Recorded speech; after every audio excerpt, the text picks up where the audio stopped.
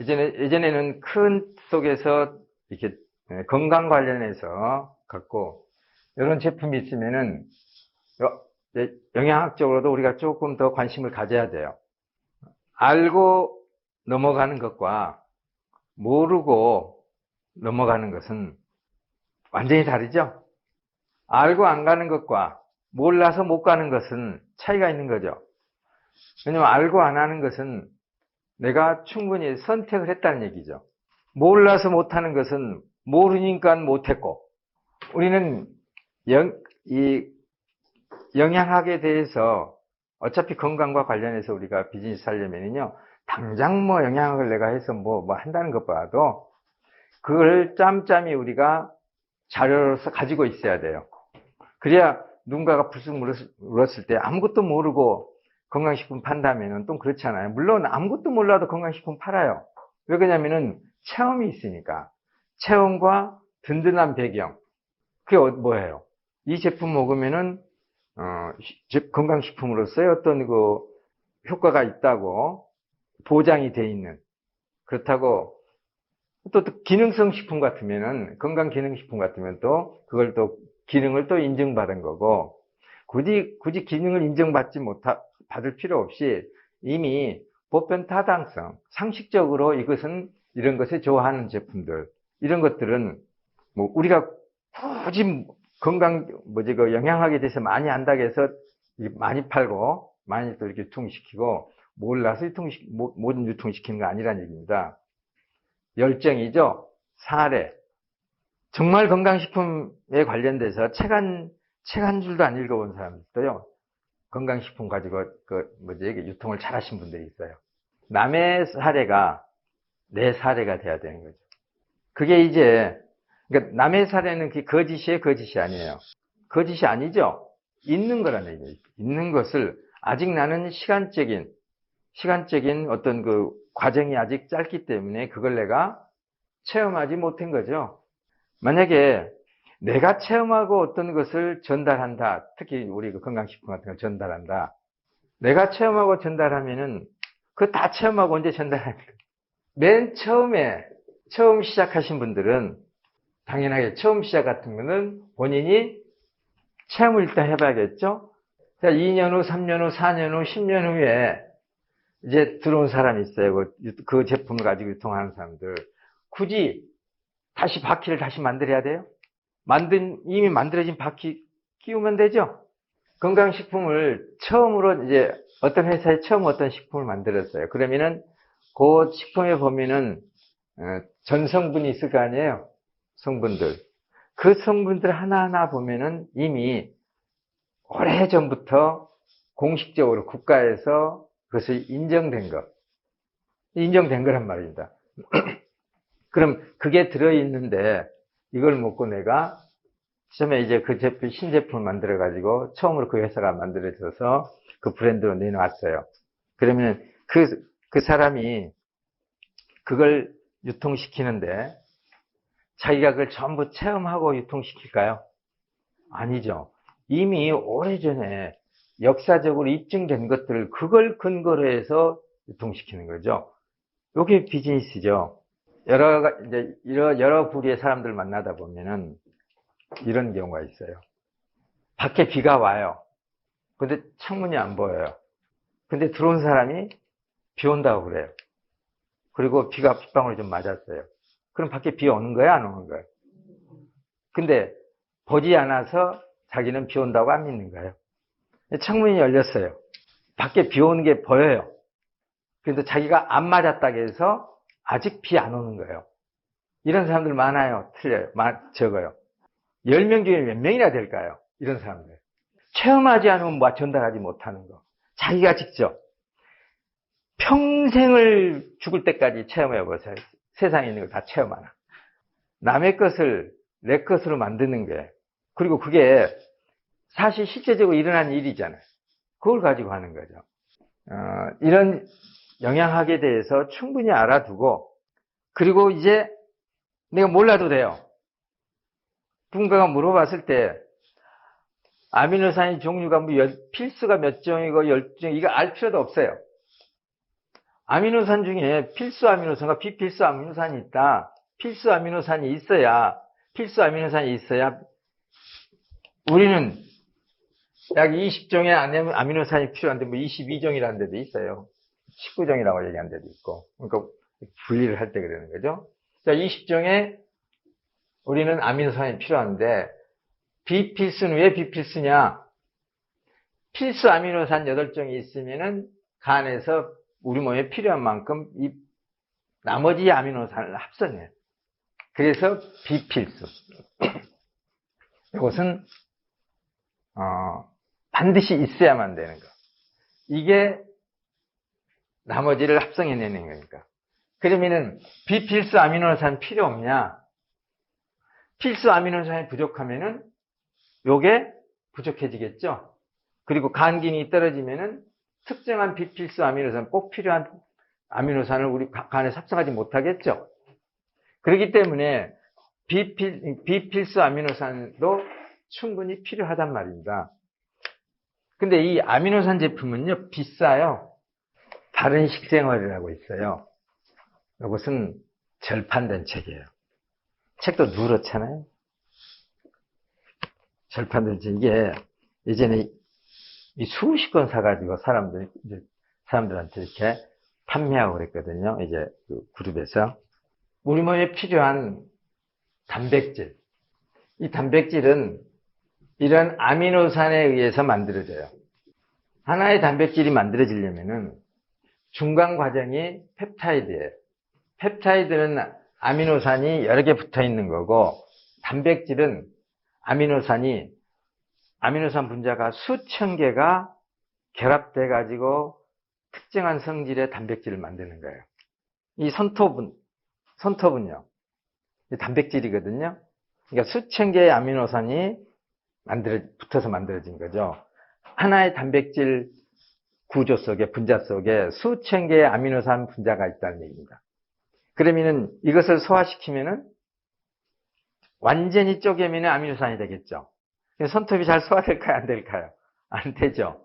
그래서 우리 몸도 전부 다 이제 이 단백질로 되어 있는데 수많은 아미노산에 어떻게 결합했냐에 따라서 각각의 머리카락 단백질도 되고, 손톱 단백질도 되고, 뼈 단백질도 되고, 그리고 피부 단백질도 되고, 뼈는 많은 미네랄과 아미노산, 펩타이드가 결합된 단백질 형태예요. 뼈라는 구조물 자체에 미네랄이 많으니까 뼈는 미네랄을 생각하지, 실제로 뼈 속에 가장 많이 들어있는 물질은 단백질이에요. 그래서 수천 개의 아미노산이 결합해서 단백질을 만든단 말입니다. 요 아미노산의 성분을 다 알 필요도 없는 거예요. 특정한 것만 알면 돼요. 그리고 우리 몸은 기본적으로 지방, 이 저장 에너지죠. 저장성. 탄수화물. 이것은 칼로리죠. 그러면서 이것은 우리 몸을 단백질과 함께 우리 몸의 구조물을 이루죠. 우리 몸의 형태를. 여기에 반드시 첨가된 게 미네랄이죠. 미네랄과 탄수화물과 지방과 단백질이 결합해서 우리 몸의 구조물을 이루어요. 그래서 이걸 빼면은 우리 몸은 단백질로 되어 있는 거죠. 그러니까 우리 몸은 굉장히 많은 그러니까 우리 몸은 단백질로 되어 있다고 보시면 돼요. 그럼 단백질을 많이 먹어야 한다. 이게 문제예요, 이제. 단백질은 우리 몸속의 구조물이기 때문에 요게 에너지로 그때그때 소모되는 게 아니에요. 저장성, 에너지를 저장용도 아니에요. 구조물 자체예요. 집안에 인테리어를 하게 되면은 큰 기둥이 있죠. 요 큰 기둥은 건드려야 안 건드려요? 이런 옹벽이 아니에요. 이런 거는 건들죠. 요것은 탄수화물이나 지방들이에요. 근데 이 옹벽은 미네랄과 단백질인 거예요. 단백질벽이죠. 그럼 건들면 당장 무너지는 거죠. 근데 이러한 것들이 부족할 때 비상용으로 여기 쓰여요. 에너지원으로. 소모되고 저장되고 그런 게 아니란 얘기입니다. 이것들은 어떻게 되냐면 결국 이것들은 일정하게 우리 몸에서 주기를 가지고 교체가 돼요. 그래서 피부세포 속이 다 들어있죠? 결국 이 단백질이 교체되는 거예요. 단백질이 교체될 때 뭐가 되냐면은 피부세포는 28일, 27일. 적혈구도 단백질 덩어리죠? 물론 이것도 같이 들어있죠. 그래서 적혈구 단백질이 교체되는 시간. 그게 약 120일. 다 이렇게 달라지는 거죠. 그러니까 이 단백질이 모자라면은 근본적으로 우리 몸의 구조물 자체가 무너지는 거예요. 그리고 우리 몸에 필요한 여러 가지 형태의 단백질, 아미노산이 수천 개가 모여서 특정한 단백질을 이룬다면은 우리 몸에 단백질이 여러 종류가 있잖아요. 그러니까 봐보죠. 똑같은 단백질인데 혈관을 만드는 거, 피부, 머리카락, 손톱, 발톱, 치아, 뼈 다 다르잖아요. 그러니까 단백질도 우리가 수만 가지가 있는 거예요. 우리 몸속에서 성질이. 그러니까는 이 아미노산은 굉장히 중요하고 우리는 이것들을 만들기 위해서 단백질 음식을 먹게 되는 거죠. 소화 과정에서 아미노산으로 쪼개는 거죠. 그래서 우리 몸에 필요한 단백질을 만들고 외부에서 먹고 소화시켜서 필요한 단백질을 만들고 내가 먹는 음식 속에 충분히 채식이나 육식, 특히 채식, 우리 몸에서 흡수되기 쉬운, 소화되기 쉬운 단백질은 채식 단백질이에요. 그러면 이것들을 소화를 잘 시키면은 충분히 음식 속에 들어있는 것을 아미노산으로 바꿔서 우리 몸에 필요한 단백질을 보급할 수 있는데 소화를 못 시키는 거예요. 있어도 못 먹는 거예요. 특히 단백질을 소화시키는데 전처리하는 소화에 그게 위산이에요. 위산이 뿜어지지 않으면은 식물 속에 우리가 먹는 음식 속에 있는 단백질은 전혀 소화시킬 수 없어요. 위산이 전체를 해줘야 돼요. 그러면 우리 한번 식습관을 보자고요. 우리나라 사람들은 습식을 많이 해요. 다른 나라도 그런 데도 있겠지만요. 그래서 식사 중에 물 먹고 국 말아 먹고 밥 먹으면서 물 먹고 밥 먹고 나서 물 먹고 수시로 물 먹이 살고 더군다나 물 많이 먹어야 2리터 이상 먹어야 된다고 밥 먹고 나서 또 물 몇 컵씩 먹고 일부러 먹고 그러면은 위산이 남아 놀겠어요? 위산이 펑펑펑 모터 펌프 품어 올려도 위산이 모자라요. 그래서 음식 속에 들어있는 단백질 영양소 속에서 아미노산으로 쪼개지를 못하는 거죠. 그래서 우리가 단백질 부족 결핍 현상을 갖게 되는 거예요. 우리가 먹은 음식 속에서는 적어도 우리나라 사람들이 먹는 음식 속에서 단백질은 과잉이에요. 과잉도 어마어마한 과잉이에요. 완전히 풀만 먹어도 단백질은 충분해요. 단백질은 외부에 우리가 소화를 충분히 시킨다면은 단백질은 외부에서 육식을 통해서 전혀 섭취할 필요가 없는 거예요. 그리고 또 육식을 한다 하더라도 소화를 못 시키니까 아무리 많이 먹어도 단백질 결핍 증상이 나타나죠. 오히려 단백질을 위해서 과도하게 단백질을 섭취하다 보면 특히 육류 단백질을 섭취하다 보면은 우리 몸은 산성화돼서 그게 또 병이 되는 거예요. 장에서 부패하고. 그래서 단백질은 어떤 형태로 먹어야 되느냐? 펩타이드나 아미노산 형태로 먹어야 돼요. 펩타이드는 아직 체아미노산이 단백질은 아까 수천 개의 아미노산이라겠죠? 그러면 펩타이드는 단백질이 되기 직전에 아미노산이 결합되어 있는 것들. 그래서 또 특히 아미노산이 3개 결합되어 있는 것을 트리펩타이드라고 그러죠. 그 개수에 따라 이름이 조금 다르는데 그러면은 단백질이 쪼개져 가지고 아미노산 쪽에 가까울수록 분자가 작겠죠? 이것일수록 우리가 소화 흡수가 잘 되겠죠? 그리고 아미노산에 가까울수록 이 펩타이드는 피부에 발랐을 때 피부로 좀 흡수되는 듯 하겠죠? 그래서 펩타이드 크림, 펩타이드 화장품이 나오고 그 펩타이드를 만들기 위해서 단백질이 채 만들어지기 전 과정, 아미노산이 결합돼 가지고 단백질 세포가 만들어지기 전 과정에서 그 반응을 중단시키죠. 이게 뭐냐면은 줄기세포 시체 화장품. 줄기세포 화장품이 아니에요. 그 줄기세포 시체예요. 줄기세포를 배양하다가 중간에 멈추게 하는 것. 그것이 우리 몸에 줄기세포 역할을 하는 게 아니란 얘기죠. 그게 뭐냐면은 아미노산이야, 아미노산. 그러니까 아미노산이 쉽게 되는 거예요. 그러면 펩타이드보다도 더 쉽게 우리 몸에 흡수되는 것은 뭐겠어요? 바로 흡수되는 거. 소화 과정이 없이 흡수되는 것. 먹게 되면은. 그게 아미노산이죠. 아미노산은 소화액이 필요 없이 바로 우리 몸에서 들어가게 되면 장점막을 통해 흡수돼요. 이미 소화가 끝난 거니까. 그러면은 아미노산 제품을 만약에 피부에 발랐다.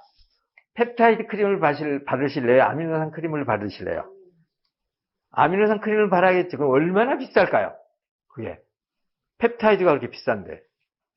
훨씬 더 비싼 게 아미노산이에요. 그래서 이 아미노산 제품을 얼굴에 마스크팩을 하게 되면 끝내주는 거예요. 그리고 아까 같이 필수 아미노산이 있다 하더라도 간 기능이랄지 그 다음에 충분한 아미노산 양이 부족할 때 비필수 아미노산을 필요한 만큼 우리가 합성하지 못한단 말입니다. 그래서 비필수 아미노산 우리 몸속에서 많이 필요하고 또 아주 지대한 우리 몸의 이 건강과 관련된 생명 형성과 관련된 역할을 하는 게 글리신이라는 비필수 아미노산이에요. 그래서 비필수 아미노산 중에 글리신을 특별하게 더 첨가해 놨어요. 비타민에. 이 글리신은 간 기능 보호에서부터 간의 염증 완화, 그 다음에 간세포 재생, 그 다음에 우리 몸속에서 강력한 항산화 시스템 사슬을 구성해요. 어느 하나가 우리는 제품이, 그러니까 활성산소, 프리레디칼이라는 우리 몸을 파괴하는 에너지를 잃어버린 이 물질들이 우리 몸속에서 떠다니는데 이것들은 종류가 많아요. 그래서 그 종류가 많으면은 그 종류대로 그것들을 잡아야 돼요. 중화시켜야 되는데 그걸 이제 전반적으로 그런 항산화 시스템 사슬이 있는 거예요. 다. 그런 시스템이 우리가 있는 거죠. 그래서 비타민 C가 잡는 중화시키는 활성산소, 여기 글리신이 중화시키는 활성산소, 그 다음에 활성수소가 들어있는 게 우리 뉴청춘이죠. 그리고 우리 J칼슘을 먹게 되면은 그게 우리 몸속에서 이온화되면서 활성수소가 나와요. 활성수소가 중화시키는 활성산소 다 다른 거예요. 이 글리신은 호르몬에 이 아미노산 자체가 없으면 호르몬 자체가 안 만들어지는 거예요. 우리 몸에 있는 모든 세포성 물질은 반드시 단백질로 돼 있어요. 단백질과 이어져 있는 거예요. 그러니까 아미노산이 부족하게 되면 단백질이 부족하니까 우리 몸의 모든 면역세포, 적혈구, 효소, 호르몬 모든 우리 몸의 구성 물질들이 약하게 되는 거예요. 부족하게 되면. 단백질이 그렇게 중요하죠. 그래서 면역과 회복력을 나타내고 특히 여기 이 글리신에 대해서 이제 댁에 가셔서 차분히 자료를 뽑아보세요. 건강식품 회사에서 유통되고 있는 게 뭐가 있냐면 특히 깜짝 놀라게 하는 것들, 당황하게 하는 것 제품이 있어요. 그게 글루타치온? 글루타치온 제품이 있죠. 그래서 순간적으로 혈관을 확장시키고 에너지를 만들어내고 그 다음에 강력한 항산화 작용을 하죠. 근데 글루타치온 보급식품인데 거기에 그것들을 활성화시킬 수 있는 다른 성분이 들어있기 때문에 그렇게 깜짝쇼를 할 수 있는 거예요. 저희는 그 제품 취급하지 않잖아요. 그 글루타치온 제품이 과거에 유행처럼 휩쓸고 지나갔고 지금도 있는데 그게 식약처로부터 여러 번 규제도 받고 그랬어요. 철퇴 맞은 회사들도 있고 거기에 우리가 알 수 없는 뭔가를 첨가해 놓은 거죠. 좀 이게 쇼킹하게 해서. 근데 이 글리신이 간에서 글루타치온을 합성하게 하는 주 원료예요. 글루타치온을 외부에서 넣는 게 아니라 자체에서 우리 몸에서 만들어지게 하는 거죠. 비타민들은 다 아실 거고요. 아미노산에 대해서 좀 알고 우리가 고객들을 만났을 때도 누군가를 만났을 때 얘기를 하고 아미노산이 이런 게 있는데 여기에 우리 속에는 필수 아미노산, 비필수 아미노산이 다 있어. 그리고 우리 몸의 간을 보호하는 그리고 항산화 작용을 하는 강력한 아미노산인 글리신이 여기에 추가로 더 들어있어. 그리고 면역과 피부 미네랄이라고 하는 아연, 이건 당뇨에도 관련되어 있죠. 수용체, 인슐린 수용체와도 관련된 건강과 관련된 게 아연이고요. 비타민 C에 대해서는 수많은 자료들이 많죠. 이렇게 나오는 게 정말 메가톤급 비타민이에요. 어떻게 드시게 되냐면은 우리 에너지밀 있죠. 에너지밀에다가 요거 한 포씩 타드시고 만약에 몸이 안 좋다. 그러면 하루에 몸이 안 좋으면은 1시간 간격으로 한 포씩 드셔버리세요. 그럼 하루에 한 5포.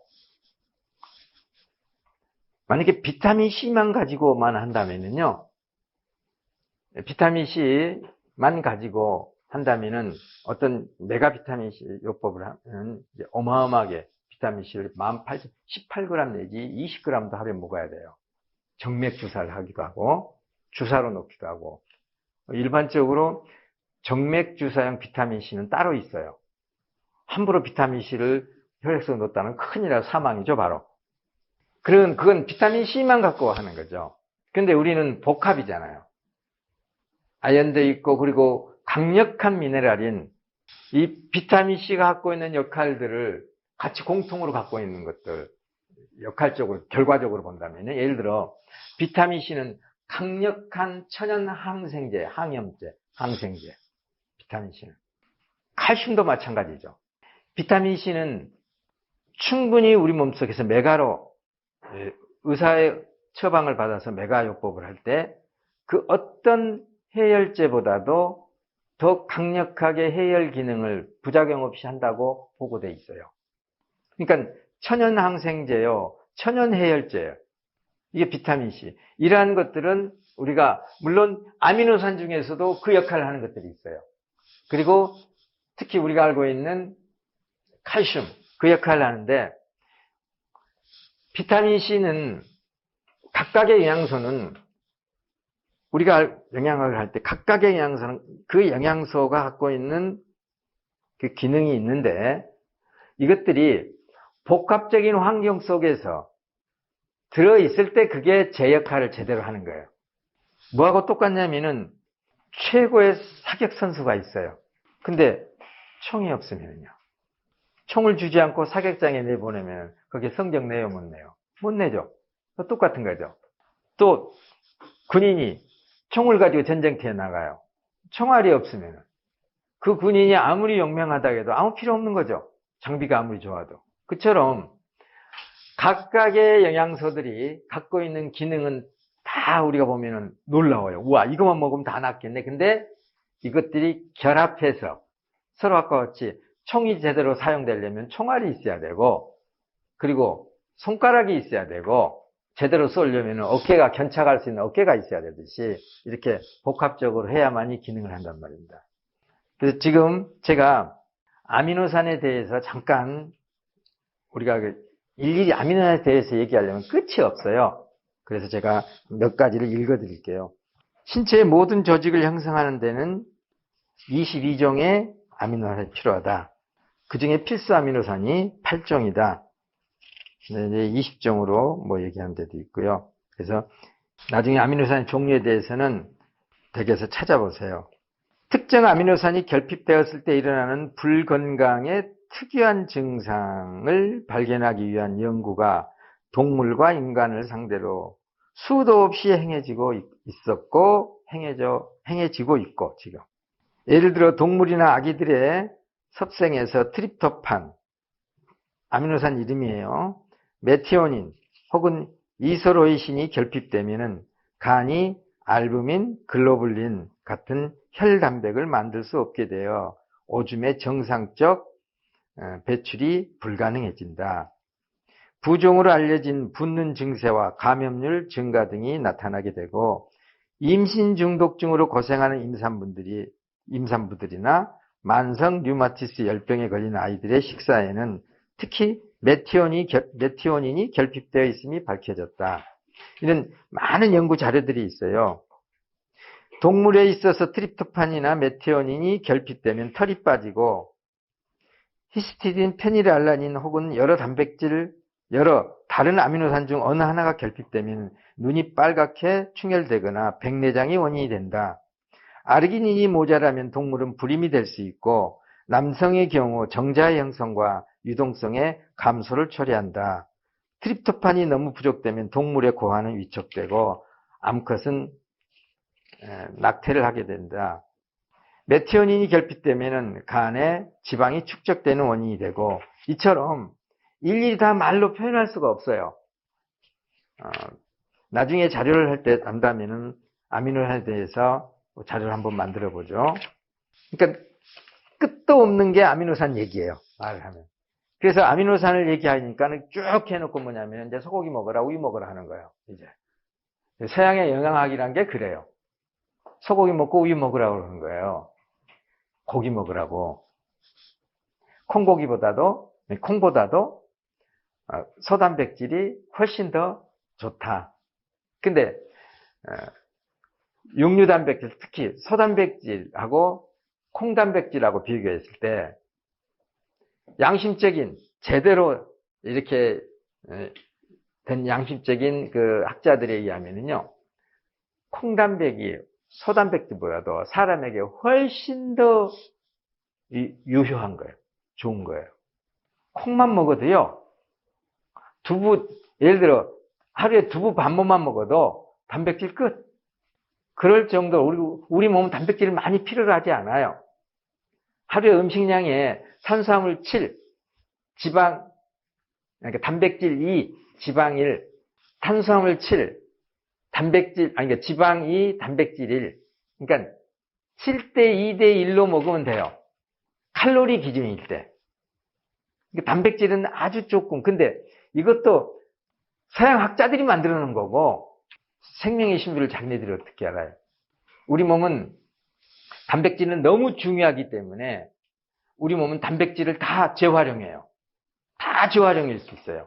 그게 뭐냐면은 우리 몸 내부에서 죽은 세포들을 전부 다 다시 백혈구들이 먹어 치워서 다시 간에서 그것을 분해해가지고 그것을 합성해가지고 합성해서 우리 몸에 필요한 단백질로 재활용되는 거예요. 그래서 외부에서 조금만 넣어주면 돼요.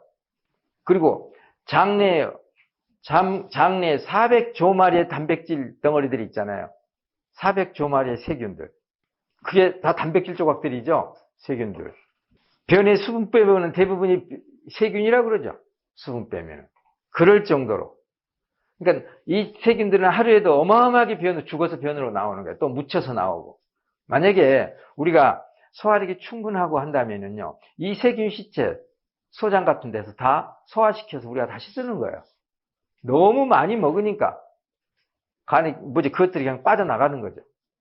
음식을 안 먹게 되면, 예를 들어 소식을 하게 되면은 이러한 세균들도 다 분해해 소화시켜서 우리 몸에 다시 쓰는 거예요.